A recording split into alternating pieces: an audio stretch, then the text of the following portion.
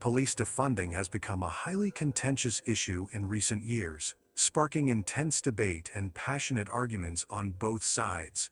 On one hand, proponents argue that defunding the police is a necessary step towards addressing systemic issues within law enforcement and reallocating funds that serve marginalized communities.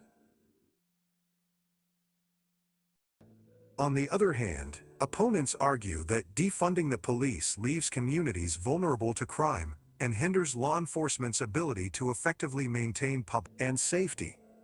In order to fully understand the complexities of this issue, it is crucial to consider the various arguments presented by both sides. The proponents of police defunding argue that the current system is deeply flawed and perpetuates systemic issues such as racial bias and police brutality. They believe that law enforcement agencies receive excessive funding, while social services and community programs that could address the root causes of crime neglected. By reallocating funds from the police budget to social programs, mental health services, and education, proponents assert that communities can be better equipped to prevent crime and promote long-term safety and well-being.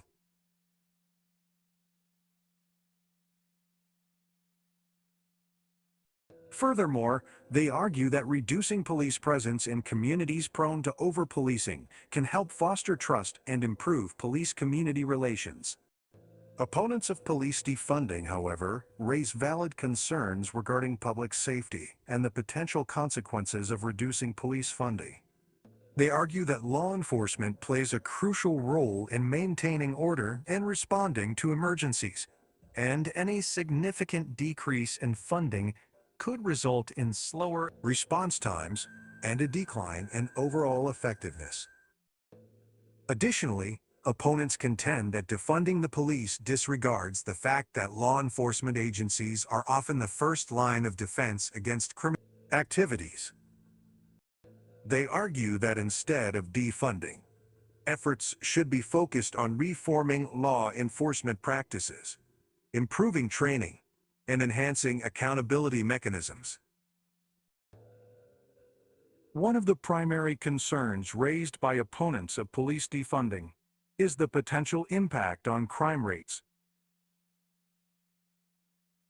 They argue that reduced police presence and lack of resources would provide an opportunity for criminals to thrive, leading to an increase in crime rates and a more dangerous environment for communities.